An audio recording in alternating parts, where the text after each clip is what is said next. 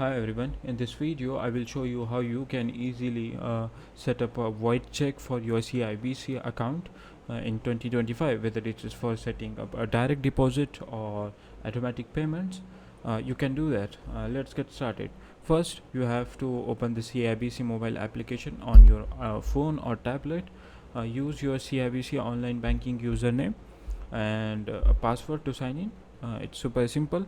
For now you have if now you have to follow these instructions. After once you are logged in, tap on the account, and after uh, clicking on the account, you from there choose the specific account, like saving account, where you need to the void check. Fair. Next,